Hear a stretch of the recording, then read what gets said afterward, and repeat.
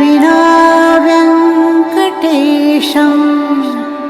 ननाथो ननाथः सदा वेङ्कटेशं स्मरामि स्मरामि। हरे वेङ्कटेश प्रसीद प्रसीद। प्रियं वेङ्कटेश प्रयच्छ प्रयच्छ। Hello friends, welcome to my channel. मैं हूं सानिका और आज हम घूमने जाने वाले हैं भारत के बेहद पवित्र, धार्मिक और सबसे अमीर देवस्थानों में से एक प्रमुख पर्यटन स्थल तिरुपति बालाजी, जिसे आंध्र प्रदेश की आध्यात्मिक राजधानी और पृथ्वी का वैकुंठम भी कहा जाता है। सो आर यू गाइस रेडी? आज के इस वीडियो में हम चलते हैं आंध्र प्रदेश के चित्तूर जिले में तिरुमला पहाड़ियों पर स्थित तिरुपति बालाजी के प्राचीन मंदिर में। पूरे भारत भर के सब भक्तों की इस मंदिर के प्रति गहरी आस्था जुड़ी हुई है। इस मंदिर को श्री वेंकटेश्वर स्वामी मंदिर के नाम से भी जाना जाता है। आज आपको मैं पूरी इन्फॉर्मेशन देने वाली हूँ।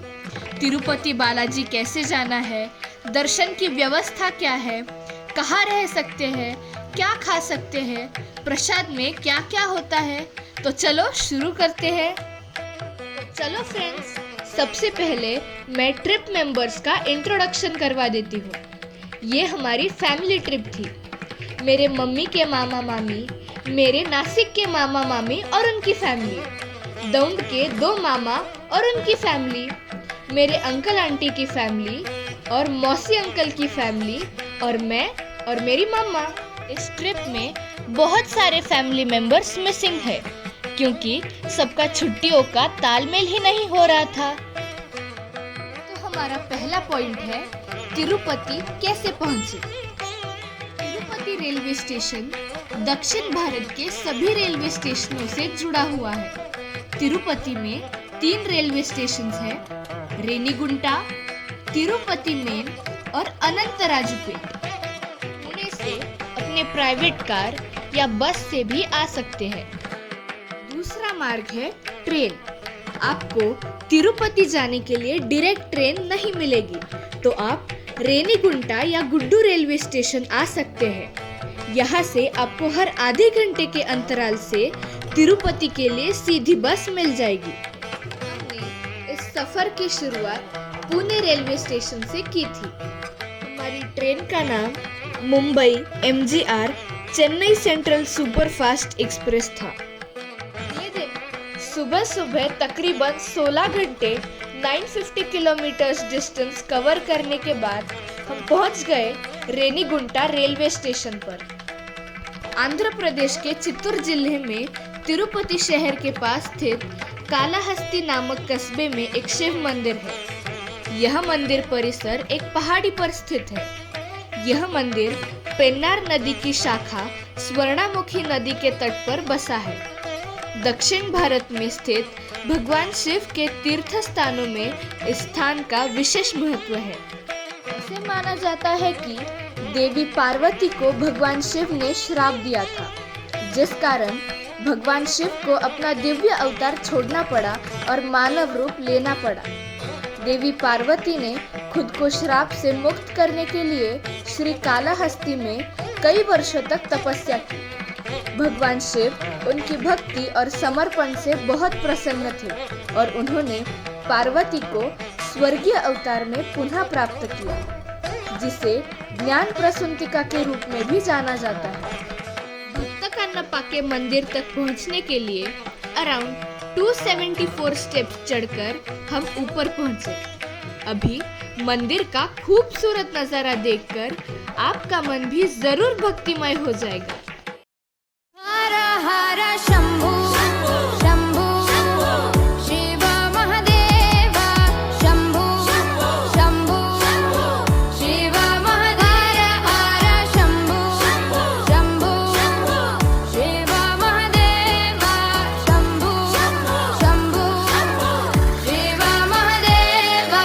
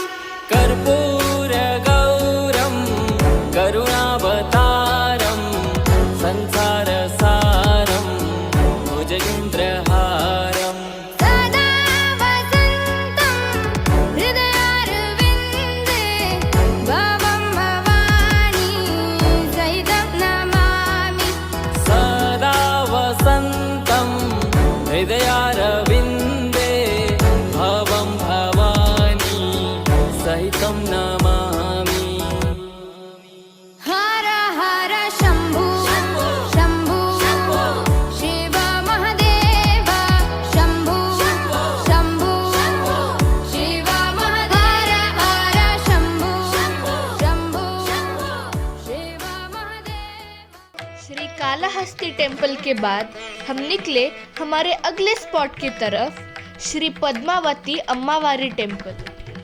ये मंदिर आंध्र प्रदेश में बालाजी तिरुपति के निकट चित्तूर जिले में 5 किलोमीटर की दूरी पर तिरुचेनूर नामक गांव में स्थित है। यह मंदिर धन लक्ष्मी और वैभव प्रदान करने वाली माता लक्ष्मी को समर्पित किया है। ऐसा कहा जाता है, माँ पद्मावती मंदिर दर्शन करने से व्यक्ति की सारी मनोकामनाएं पूर्ण होती हैं। पद्मावती देवी का जन्म कमल पुष्प से हुआ था, जो यहाँ मंदिर के तालाब में खिला था। पौराणिक कथा के अनुसार पद्मावती देवी इस क्षेत्र के शासक आकाश राजा की पुत्री अलमेलु थी, जिनका विवाह वेंकटेश्वर से हुआ। पद्मावती के दर्शन के बाद ही पूरा होता है तिरुपति दर्शन। अभी हम जा रहे हैं स्वामी गोविंदराज टेम्पल, जो तिरुपति के महत्वपूर्ण मंदिरों में से एक है। अब हम तिरुपति में मौजूद एक सुंदर सरोवर के पास है। इस सरोवर को लगभग 2500 साल हो गए हैं। जगत के सबसे सुंदर मूर्तियों में से एक मूर्ति, जो श्री रामानुचार्य जी का सपना बनकर पूरा हुआ। श्री विष्णु की यह मूर्ति सब ऋतुओं में निद्रा अवस्था में नजर आती है।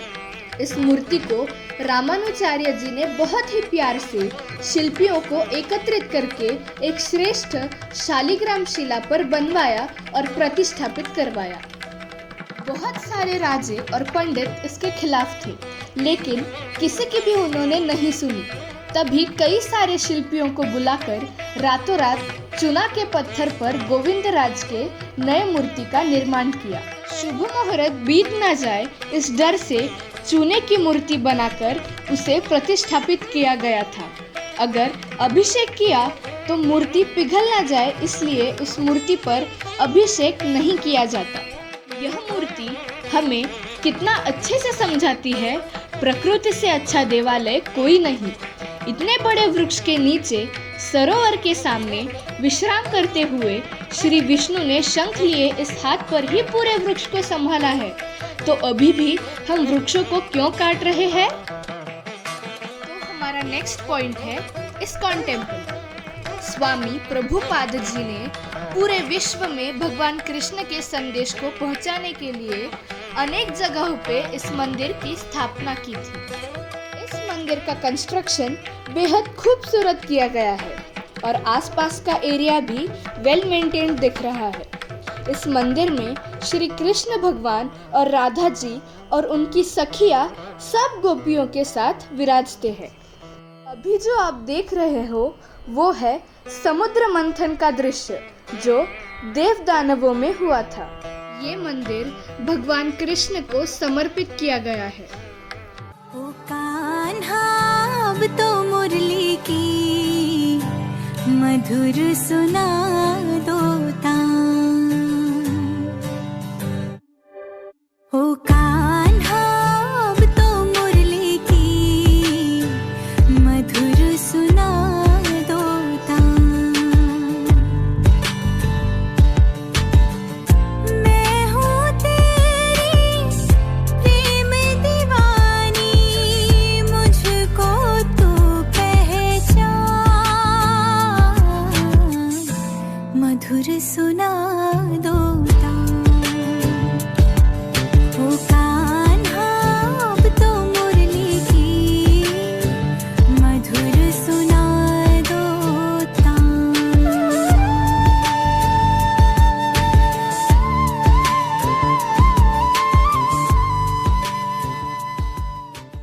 इसी मंदिर में भगवान श्री कृष्ण की लीलाओं का भी वर्णन किया गया है। दर्शन के बाद हैंड प्रसाद की सुविधा भी अवेलेबल की गई थी और इस्कॉन टेम्पल का प्रसाद तो इतना लाजवाब था, अभी भी उसकी टेस्ट याद आ रही है।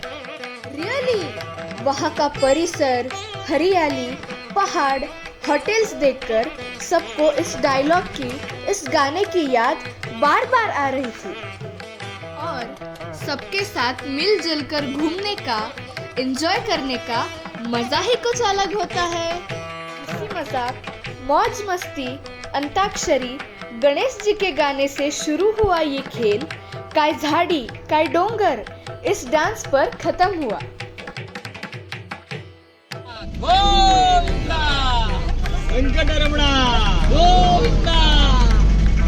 वहाँ एक जगह से दूसरी जगह घूमने के लिए 17 सीटर्स 20 सीटर्स इस टाइप के मिनी बसेस अवेलेबल रहती हैं। हमारी छोटी उस्ताद उत्कर्षा की फरमाइश पर जो गाना बस में लगाया था, देखते हैं उसकी एक छोटी सी झलक। काय झाडी काय डोंगर काय हॉटेल ओके मध्ये आहे।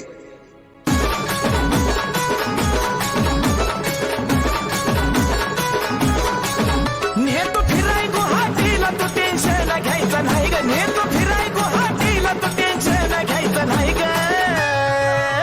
काय झाडी काय डोंगर काय हॉटेल सार ओके मध्ये हाय ग, काय झाडी काय डोंगर काय हॉटेल सार ओके मध्ये हाय ग।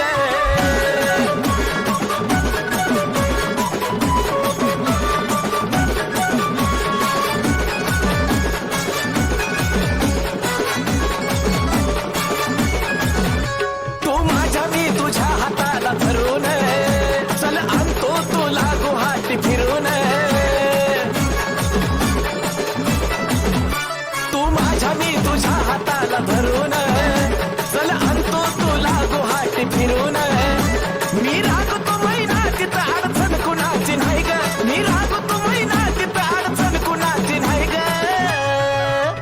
काय झाडी काय डोंगर काय हॉटेल सार ओके मध्ये हाय ग, काय झाडी काय डोंगर काय हॉटेल सार ओके मध्ये हाय ग।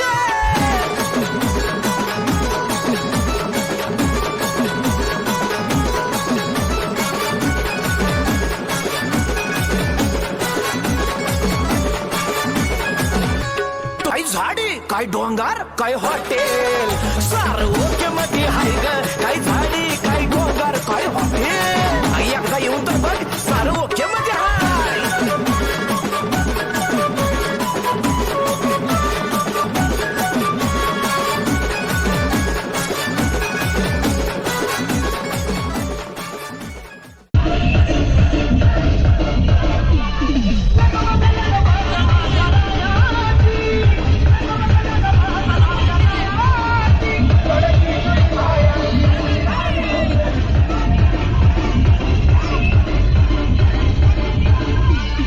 इसके बाद हम निकले हमारे अगले स्पॉट की तरफ, कपिलेश्वर स्वामी मंदिर।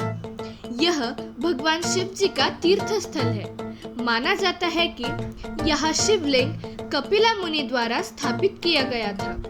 यह मंदिर तिरुमला पहाड़ियों के तल में एक पहाड़ की गुफा के प्रवेश द्वार पर खड़ा है।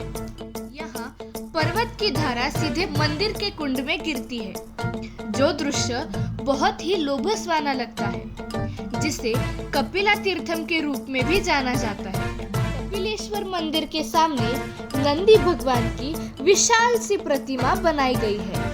श्री कपिलेश्वर स्वामी मंदिर तिरुपति में एकमात्र शिव मंदिर है और तिरुमला की पहाड़ियों पर 108 पवित्र सिद्धांतों में से एक है। ऐसा कहा जाता है कि कपिला मुनि ने इसी स्थान पर भगवान शिव के मूर्ति के सामने ध्यान लगाया था और यह वजह है इस मंदिर का नाम कपिलेश्वर स्वामी मंदिर पड़ा। अभी हम जा रहे हैं हमारे मेन पॉइंट तिरुपति बालाजी मंदिर। यह मंदिर तिरुपति शहर में नहीं बल्कि तिरुमला पर्वत पर स्थित है। वहां तक पहुंचने के लिए कोई बस सर्विस लेनी पड़ती है।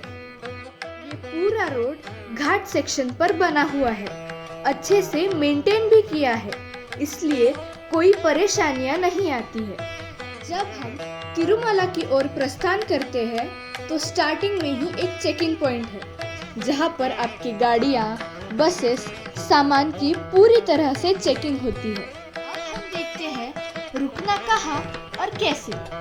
तिरुमला में ही बस स्टैंड के पास एक CRO ऑफिस है। यहाँ पर जाकर आप अपने लिए रूम बुक कर सकते हैं। तिरुपति बालाजी मंदिर में हर वक्त बहुत ज़्यादा भीड़ होने के कारण वहां पहुंचकर on the spot room booking करना काफ़ी मुश्किल है।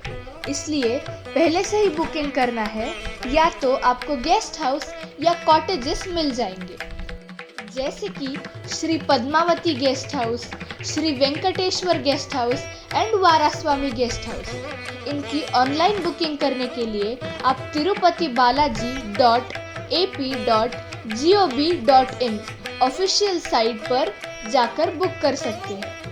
आपको आपकी यात्रा से 90 डेज पहले ही बुकिंग करनी पड़ती है। यहाँ पर आपको साउथ इंडियन खाना ही मिलेगा। यहाँ पर जो ट्रस्ट की तरफ से मेन भोजनालय है वे काफ़ी बड़े बने हुए हैं, जिसमें कि आपको 9 से 11 बजे तक ब्रेकफास्ट मिलेगा, 11 से 4 बजे तक लंच मिलेगा और 5 से 10 बजे तक डिनर मिलेगा, जो कि पूरा फ्री ऑफ कॉस्ट रहता है। अभी मैं आपको बताऊंगी वहाँ की दर्शन की व्यवस्था। आपको यहाँ पर एक एक्सेस कार्ड मीन्स पास बनवाना पड़ता है, जिस पर आपके दर्शन का टाइमिंग भी लिखा होता है, जिसके लिए आपको आधार कार्ड, वोटर कार्ड, कुछ भी आईडी प्रूफ साथ में रखने की जरूरत पड़ेगी, इसलिए आईडी प्रूफ लाना मत भूलना। दर्शन का समय, तिरुपति बालाजी दर्शन अगर आपको फ्री में करने होंगे तो आपको 24 से 36 घंटे तक का समय लग जाता है, और त्योहारों के समय तो ये टाइम और भी बढ़ जाता है। इसका प्रमुख कारण साल के हर वक्त श्रद्धालुओं की बहुत ज़्यादा भीड़ रहती है। आपको यहाँ पर लाइन में हर तरीके की सुविधा मिल जाएगी, जैसे कि खाने की या बैठने की। लाइन में नहीं लगना है, इतना पेशेंस नहीं है, तो आपके पास एक स्पेशल एंट्री दर्शन पास लेने की भी सुविधा है। ये पास 300 रुपीज़ का होता है, जिससे आप 3 से 4 घंटे में दर्शन कर सकते हैं, जो हमारी फैमिली ने लिया था। इस पास के साथ आपको एक लड्डू का प्रसाद मुफ्त मिल जाता है, और अगर आपको और प्रसाद लेना हो तो 50 रुपीज़ पर लड्डू अलग से देने पड़ते हैं। श्री वेंकट स्वामी की मूर्ति और उनके चारों तरफ प्रज्वलित दीप बहुत ही सुंदर लगते हैं। आप सभी भक्तजन अपनी मनोकामनाएं मांगे और दर्शन करने के बाद बाहर आए। बहुत ही भीड़ होने के कारण अपने साथ जो बूढ़े बच्चे हैं उनका स्पेशल ख्याल रखना पड़ता है, जो ज्यादा महत्वपूर्ण पॉइंट है। वहाँ के दर्शन के लिए कॉस्ट्यूम क्या होता है? जेंट्स के लिए लुंगी, धोती या तो नॉर्मल कपड़े, और लेडीज के लिए ट्रेडिशनल मतलब जीन्स टॉप अलाउड नहीं है। अगर आपके पास समय है तो कम से कम 2 दिन का स्टे जरूर बनाइए, जिससे आप यहाँ के लोकल धार्मिक स्थलों के दर्शन कर सकते हैं। आपको यहाँ पर कई सारे शॉपिंग सेंटर्स भी दिखाई दे रहे होंगे, जहाँ पर आप अपनी मन पसंदीदा चीजें खरीद सकते हैं। सब लेडीज को यहाँ शॉपिंग करने का मोह सहा ही नहीं जाता। ऐसा बोलते हैं कि भगवान के मंदिर के सामने वाला कुछ तो लेना ही चाहिए, और ऐसा बोल बोल के सबने मनसोक्त शॉपिंग की, जो कि पुणे में भी मिलता है। अब मैं आपको बताऊंगी वहाँ की मुंडन की परंपरा के बारे में। तिरुपति में बाल क्यों दान करते हैं? बाल दान करने की परंपरा बहुत ही पुरानी है। बालाजी दर्शन करने आते हैं तो बाल दान करने के लिए मुंडन करते हैं। आप जिस भी होटल में स्टे कर रहे हैं, आपको उसके समीप ही बार्बर मिल जाते हैं। वहाँ पर जाकर आप मुंडन कर सकते हैं।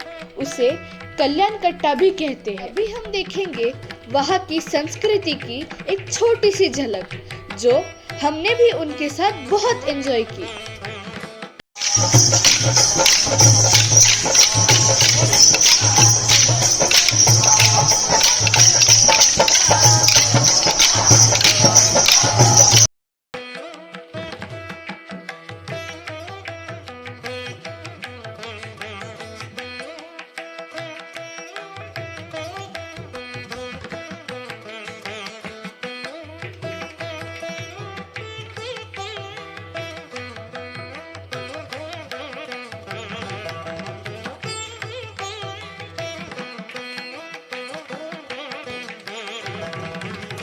గుండలవాడ వెంకటరమణ గోవింద గోవింద.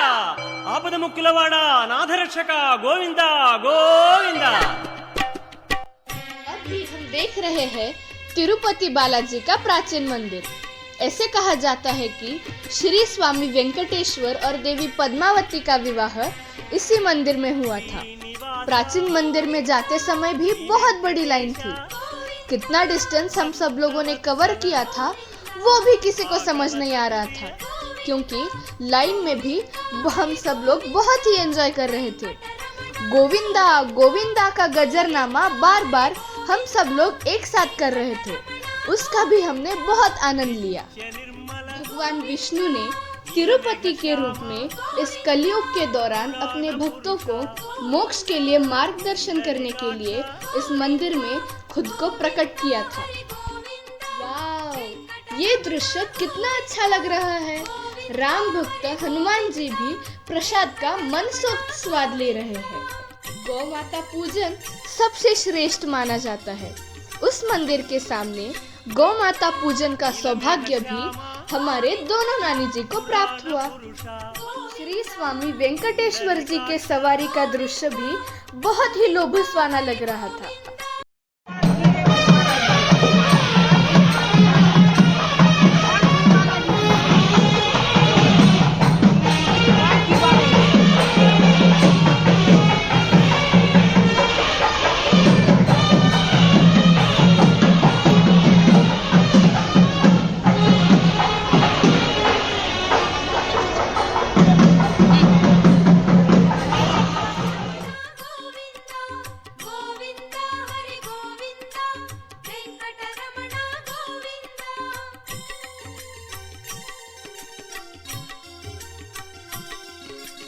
నందనందన నవనీత చోర పశుపాలక శ్రీ పాప విమోచన।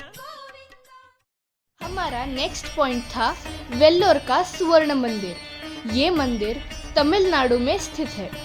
ये मंदिर तिरुपति से अराउंड 116 किलोमीटर की दूरी पर है। सुवर्ण मंदिर विश्व का ऐसा एकमेव मंदिर है जिसके निर्माण में ही 1500 केजी सोने का प्रयोग हुआ था। बहुत सारे लोग तिरुपति दर्शन के बाद गोल्डन टेम्पल जाना पसंद करते हैं। ये लो, अभी हम गोल्डन टेम्पल पहुंच चुके हैं। सामने ही गोल्डन टेम्पल का प्रवेश द्वार दिख रहा है। अगर आपने अंदर एंट्री के लिए टिकट लिया है तो ही आपको अंदर प्रवेश मिलेगा। कैमरास, मोबाइल्स, स्मार्टफोन्स अंदर कुछ भी अलाउड नहीं है। चप्पल स्टैंड में चप्पल जमा करने के बाद शीघ्र दर्शन टिकट कम से कम 150 रुपीस है। मंदिर के भीतर प्रवेश करते समय बरमुडा जीन्स पहनकर नहीं जा सकते। स्टार पाथ से हम मंदिर घूमेंगे। 1.5-2 किलोमीटर चलकर मंदिर तक पहुंचने का अनुभव बहुत ही मजेदार होता है। चलते चलते मंदिर की खूबसूरती देखना मत भूलना। चारों तरफ नजारा ही नजारा आपको नजर आएगा। सूरज की किरणों में मंदिर की चमक और ही चमक रही थी। यह मंदिर श्री लक्ष्मी नारायणी श्रीपुरम मंदिर के नाम से भी जाना जाता है। गोल्डन टेम्पल चारों तरफ से हरियाली से घिरा हुआ है और देवी महालक्ष्मी को समर्पित है। 1500 केजी की मूर्ति बनाने के लिए 300 करोड़ से भी ज्यादा की धनराशि खर्च की गई है।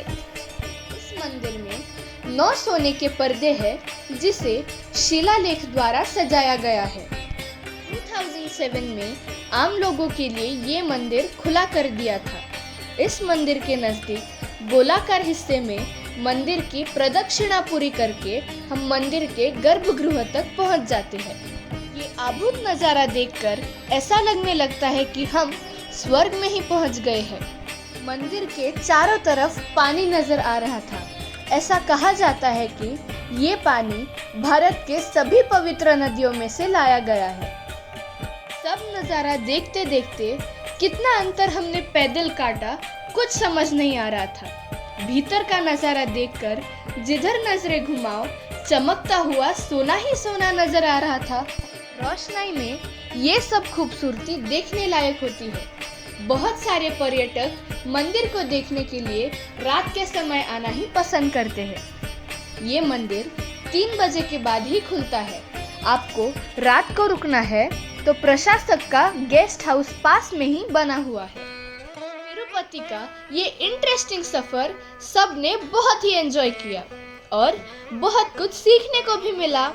तो थैंक यू सो मच तीनों मामा, दोनों अंकल एंड पांडुरंगा अब्बा। आई होप कि तिरुपति और तिरुपति के साइट सीन्स की जितनी भी जानकारी मैंने आपको बताने की कोशिश की है वो आपको इंफॉर्मेटिव, हेल्पफुल और एंटरटेनिंग लगी होगी, जो कि आपको आपकी ट्रिप प्लान करने में जरूर यूजफुल रहेगी। तो आज की वीडियो कैसी लगी कमेंट्स में जरूर बताइए। वीडियो को लाइक कीजिए, अपने फ्रेंड सर्कल में शेयर कीजिए और इस चैनल पर नए हैं और पहले सब्सक्राइब नहीं किया हो तो सामने वाला रेड बटन दबाकर जरूर सब्सक्राइब कीजिए। तब तक के लिए गुड बाय।